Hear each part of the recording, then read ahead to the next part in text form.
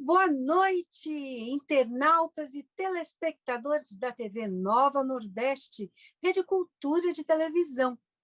Hoje apresentamos mais um episódio do programa Ana Cláudia Entrevista Online.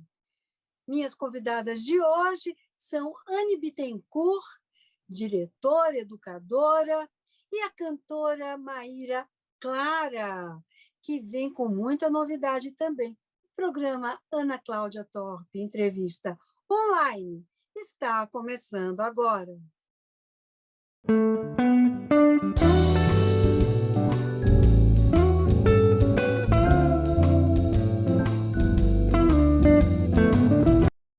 Minha convidada de hoje é Anne Bittencourt, educadora especialista em ensino de idiomas. Ela vai conversar conosco sobre um novo conceito em educação escolar. Tudo bem, Anne? Como é que você vai? Oi, Ana, estou muito bem, um prazer, uma alegria estar aqui com vocês. A alegria é toda nossa, muito grata por aceitar o nosso convite, viu? Uma honra. Anne, quais foram as providências que a Red House tomou para fazer essa retomada escolar?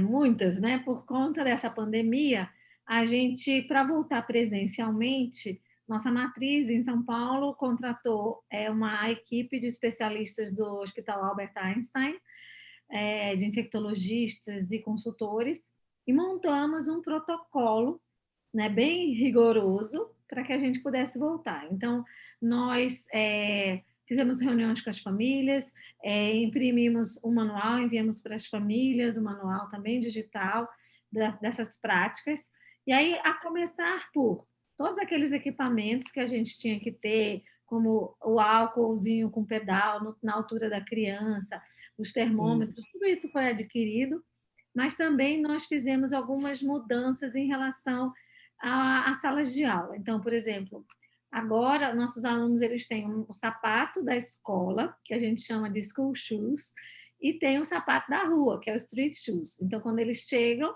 aí fizemos uma salinha, um espaço para a troca dos sapatos. Então, eles trocam todos os sapatos para poder entrar na escola. A gente não trabalha com mochila de rodinha, porque aquelas a gente entende que elas trazem todas as bactérias da rua para dentro da escola, né? Então, são mochilinhas higienizáveis penduradas nas costas, e que a escola também fornece. E aí a gente tem todo aquele cuidado de higienização, a gente usa um produto hospitalar para higienizar os brinquedinhos e tudo mais. Claro. Agora, Anne, eu fico me perguntando, né? Porque todo mundo parou, inclusive essas crianças, né? E, de repente, como foi, né, para essas crianças passarem 1 ano e meio, praticamente, com um outro tipo de rotina e voltarem à escola nesse momento? Você enxerga que isso foi de que maneira proveitosa ou não para essas crianças? Para as crianças, que a educação infantil, né, na escola, uma também dos objetivos principais é a questão da socialização, porque a maioria das crianças, principalmente de maternalzinho, de 1 ano e 2, são filhos únicos, a maioria. Então, essa socialização nessa faixa etária é muito importante. Então, a pandemia veio e as crianças sofreram muito com isso, porque são crianças muito pequenas, e nós fizemos aulas online com as crianças ao vivo, mas a gente optou em fazer rigorosamente o que a Sociedade Brasileira de Pediatria orientou em relação à quantidade de tempo de tela das crianças. Então, nós optamos em fazer sessões de segunda a quinta individuais com os alunos, os menorzinhos, abaixo de 4 anos, a gente fazia meia hora por dia, e na sexta-feira fazia uma sessão em grupo de 45 minutos com a turminha toda. A partir de 4 anos, a gente já fazia com 1 hora de duração, conforme era realmente recomendado pela Sociedade Brasileira de Pediatria. Então, a gente fez esse cuidado. Como vocês tiveram que dizer a essas crianças, que geralmente são doces, amorosas, né, e justamente incentivadas a ter essa socialização, que não podia abraçar o amiguinho? Muito difícil, Ana, assim, porque eles, né, são muito amorosos. depois de tanto tempo sem a frequência na escola fisicamente, né? Porque a gente só retomou no finalzinho de novembro do ano passado, então ficamos de 18 de março até 24 de novembro, né? Online com as crianças. Então a gente fazia sessões assim bem amorosas com eles, mas através da internet, né? Do vídeo. A gente não ficou mandando vídeos, a gente fazia realmente a sessão ao vivo, a teacher interagindo com a criança, né? E aí isso foi legal. Mas eu notei que quando eles voltaram, algumas crianças estavam com medo, mais inseguras, mais assim, né? Com medo, assim, estranhando tudo, porque começaram a ver a gente mesmo no online. As professoras também tinham momentos que elas estavam sozinhas na sala, então elas tiravam a máscara. Mas quando chegou no presencial, todo mundo de face shield, de máscara, e isso as crianças ficaram um pouco assustadas mesmo, né? Ô, Anne, qual é a vantagem cognitiva de se estudar numa escola bilíngue? Ah, ok.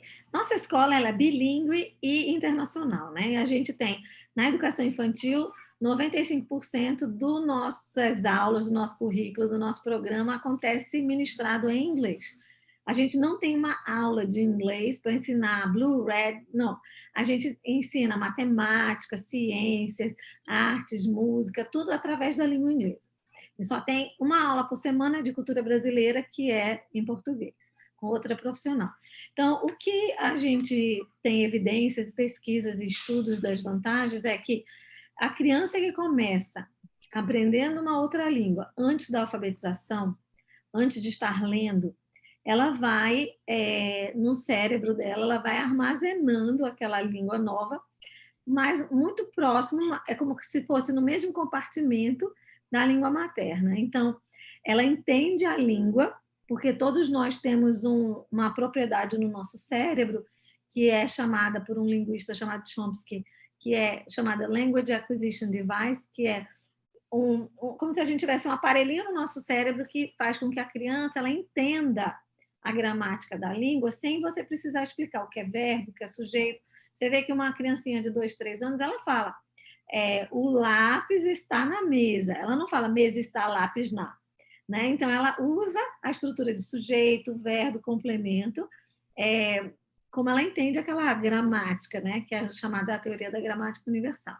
Então, a criança ela vai com 2 anos, ouvindo, a gente dá um input muito rico e robusto, porque a gente tem um projeto de linguagem elaborado por o maior linguista do Brasil, que é Marcelo Marcelino, e aí a gente, a criança não fica só à mercê do inglês das professoras, mas elas também têm a exposição através de livros escolhidos para as contações de histórias, que trazem aquelas estruturas linguísticas que o aluno precisa aprender.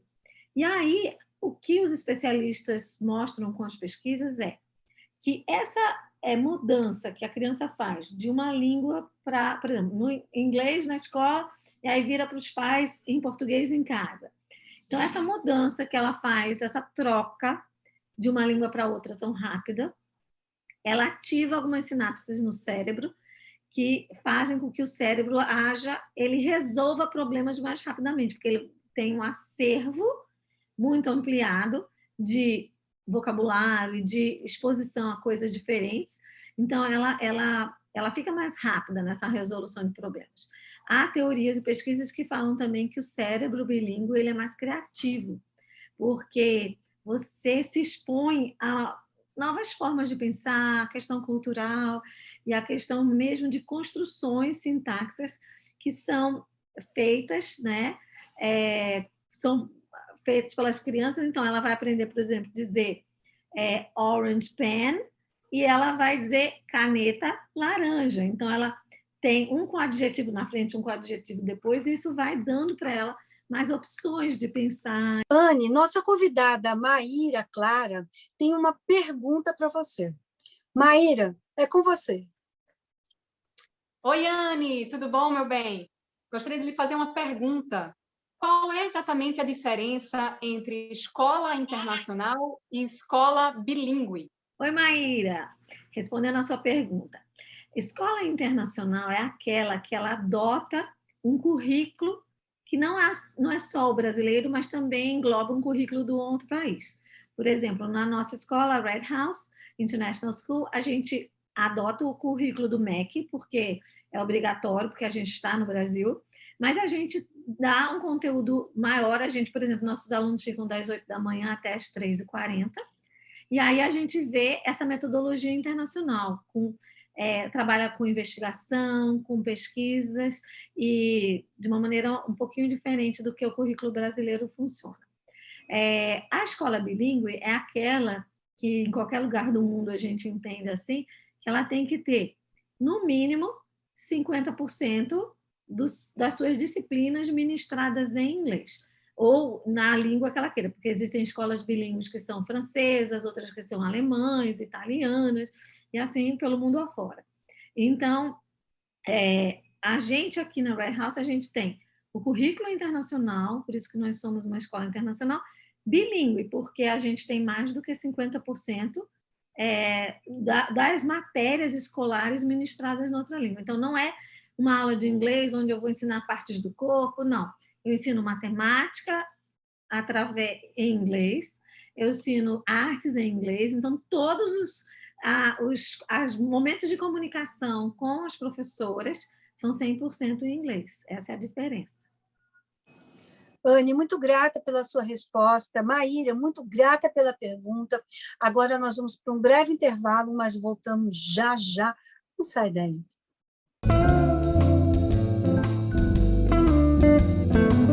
Me dá a sua mão, me dá a sua mão, você não tá sozinho, tamo junto, irmão. Faz a ligação, você é importante, você é especial, na real, irmão. Faz a ligação. SOS Vida. Tá na sua mão, faz a ligação, você não está sozinho, não. Tô contigo, irmão, faz a ligação. Em defesa da vida na luta contra o suicídio.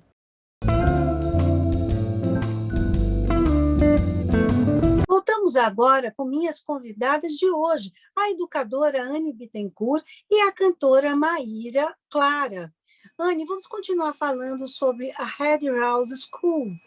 Quais as vantagens psicológicas do indivíduo bilíngue? Muito bom. Um indivíduo bilíngue, também há pesquisas e evidências que dizem que ele se torna mais seguro e mais falante, porque ele vai conseguir se articular em diferentes comunidades, né? Então, ele vai se articular em outro país, vai falar bem, então isso vai dando uma autoestima para a pessoa, e a pessoa vai se sentindo mais confiante.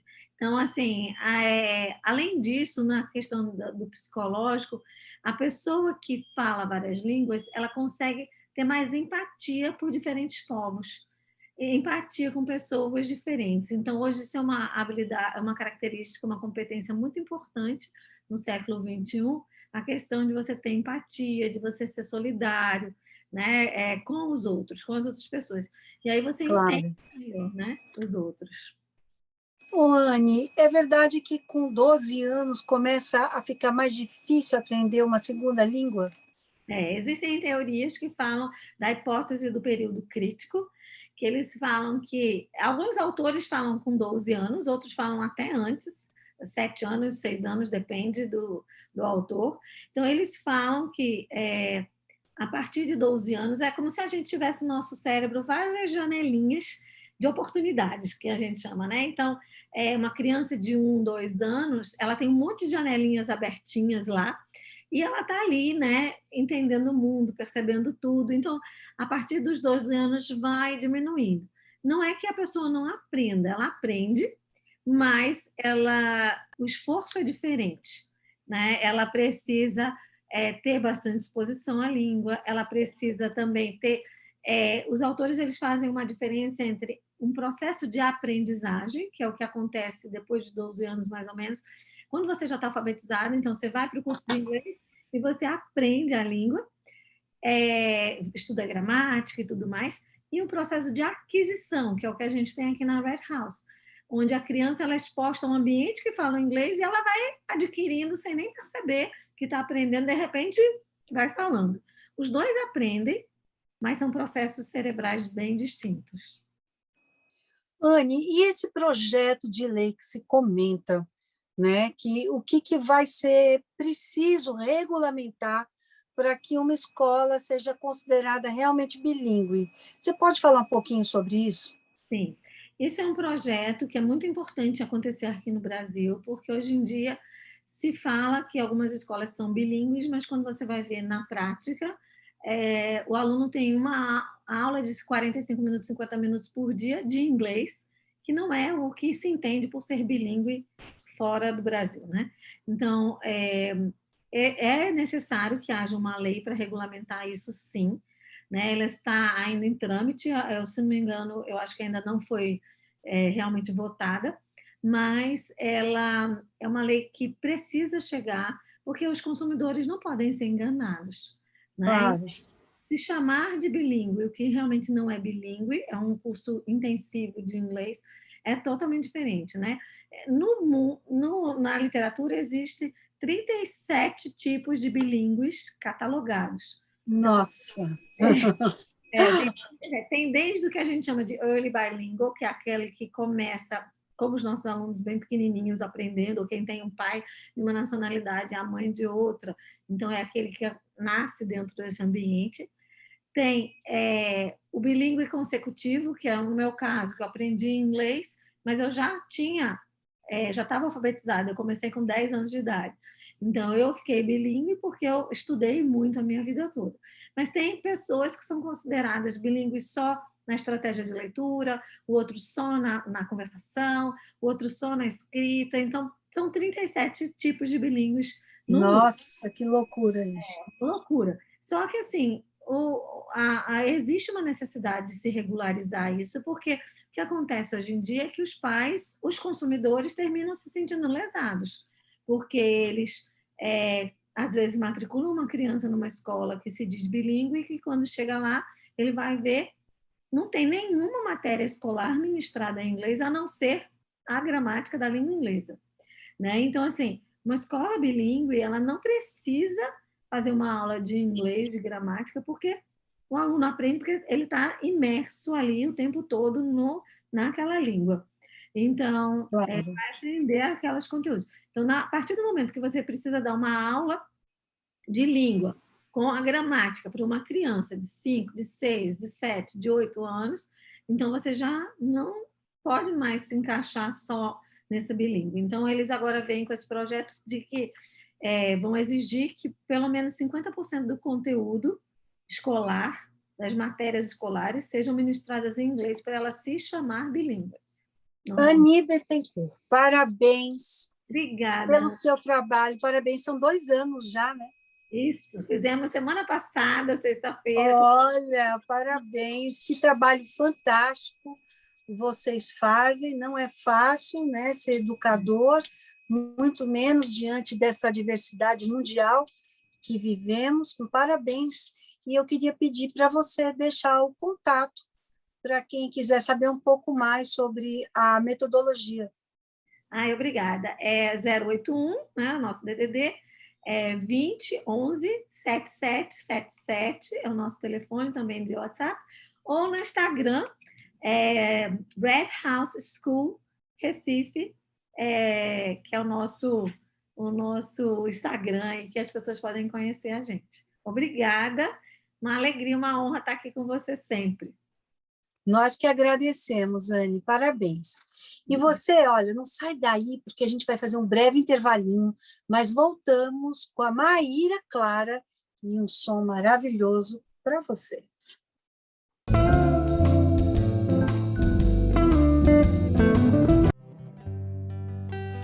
Abra seu coração, estenda sua mão para aqueles que estão ao nosso redor.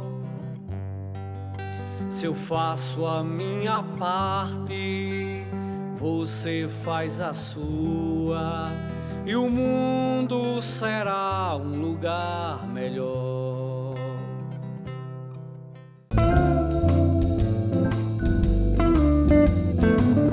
Voltamos agora com esse talento da música pernambucana. Senhoras e senhores, com vocês, Maíra Clara. Tudo bem, Maíra? Olá, tudo bom, Ana? Prazer estar aqui. Gratidão pelo convite. Nós que agradecemos. Muito bom tê-la conosco, viu? Mesmo que online. Infelizmente, por enquanto, essa é a nossa opção, né? Essa é a nossa ferramenta e forma de manter a conexão, da gente poder continuar se comunicando, mas, de toda forma, sempre é importante a gente manter esse estar junto, né? Mesmo que É online. isso mesmo, é isso mesmo. Maíra, quando foi que você despertou para a música? Então, Ana, eu despertei para a música ainda muito criança. Eu tinha por volta dos 9 anos de idade e foi através da educação, da escola. Depois de uma aula de português, de interpretação de texto, de uma letra do cantor e compositor Djavan, e eu me apaixonei pela música, comecei a cantar na janela, fui descoberta pela vizinha, depois eu fui para a TV fazer uma apresentação num quadro de jovens talentos, e de lá depois eu fiquei querendo aprender mais, conhecer mais sobre música, entrei no Conservatório Pernambucano de Música, enfim. Então, só uma coisa meio que levou a outra, mas foi isso, assim, eu iniciei pela educação, pela curiosidade em conhecer sobre música e sobre as composições da música brasileira. Maíra, e agora? Estamos assim atravessando um período da pandemia onde que vagarosamente as coisas estão tentando retornar ao seu ritmo. O que você pretende fazer nesse trimestre? Então, Ana, é o seguinte, esse momento que a gente está passando está sendo um momento de ressignificação para todos nós da cultura, né, da arte de maneira geral. Então, eu, por exemplo, do ano passado para cá, eu fiz alguns shows digitais mesmo, shows online, e tenho criado, na verdade, uma campanha também para a gravação do meu próximo álbum, na verdade, do meu primeiro álbum completinho, né, com as 12 faixas, que eu acho que é um grande sonho de qualquer cantora, cantor, ter um álbum completo. Eu que já tenho 2 EPs que já estão nas plataformas digitais de música, né? O primeiro, Imã, de 2016, e o segundo, Vingança é Prato que se Come em Forma de Canção, que foi lançado em 2020. Mas eu tenho esse sonho de poder lançar um álbum completo com 12 canções, com 12 faixas. Agora, Maíra, você trouxe para a gente um clipe especial, né? Que você está em estúdio, não é isso? Isso. O que você trouxe? Eu trouxe um clipe chamado, a música que eu canto é a música Ouriço, que é do compositor Juliano Holanda, e essa música ela teve direção, produção musical do pianista Mário Freitas. Nós gravamos e lançamos essa canção. Na verdade, foram 3 que fazem parte desse segundo EP, do Vingança é Prato que se Come em Forma de Canção, que já é o bebezinho, na verdade, o mote para o projeto da MVB. Então, foi desse projeto, Muito bom. Mário, que surgiu o MVB. E aí esse clipe, esse videoclipe foi feito Excelente. no estúdio, junto com a Amaro, que está no piano, junto com o Zé Silva, que está na Ok, bateria. nós vamos encerrar o programa de hoje, Maíra, com esse clipe. Mas antes eu quero pedir, por favor, para você deixar os contatos para o pessoal poder acompanhar o seu trabalho em todas as suas plataformas. Tá, joia. Então, quem quiser conhecer um pouquinho mais do meu trabalho, você pode ir no arroba Cantora Maíra Clara, no Instagram, arroba Cantora Maíra Clara, lembrando que é Maíra com Y. Tem também o meu canal do YouTube, Cantora Maíra Clara, Facebook também, Cantora Maíra Clara, e em todas as plataformas digitais de música, enfim, Deezer, Spotify, iTunes, todas, você vai poder também ouvir os meus 2 primeiros EPs, Imã e Vingança é Prato que se Come em Forma de Canção, e logo em breve, se tudo der certo, há de dar o meu primeiro álbum, MVB, Música Vingativa Brasileira. Então, tá lá. Ok, Maíra. Muito obrigada. Olha, foi um prazer recebê-la aqui. Parabéns pelo seu trabalho. Quando você tiver já com esse trabalho pronto, novo, você vai voltar aqui, que nós vamos lançar em primeira mão. Combinado? Combinado, vamos que vamos. Só me chamar que eu É venho. isso aí. Então, tá bom. E você aí de casa, olha, muito grata pela sua audiência, muito bom estarmos juntos. E lembre-se, sábado que vem eu espero você aqui na TV Nova Nordeste. Um grande beijo Excelente semana.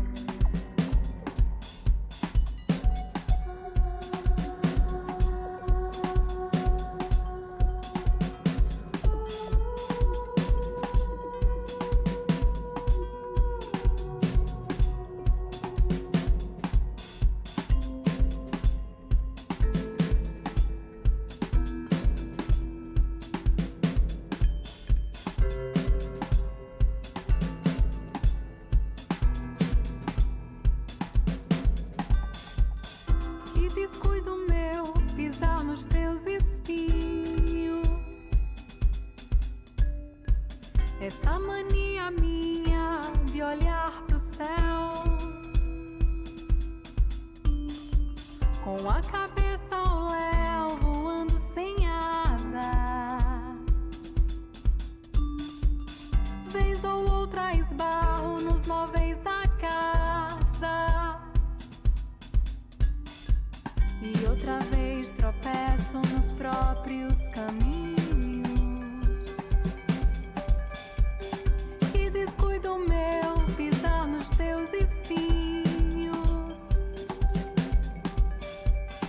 Outra vez tropeço nos próprios caminhos e descuido meu pisar nos teus espinhos.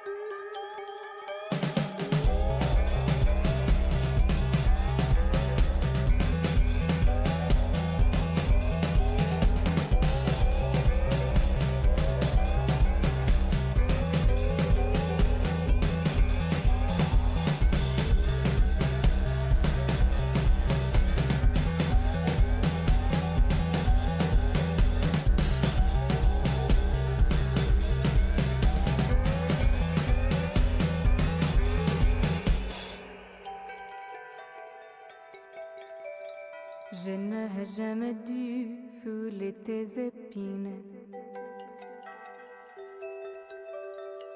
C'est mon habitude de contempler les ciels. Avec la tête en l'air qui vole sans aile.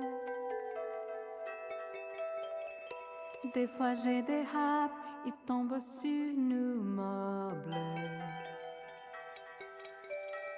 D'autres fois je bute sur notre routine. Je n'aurais jamais dû fouler tes épines.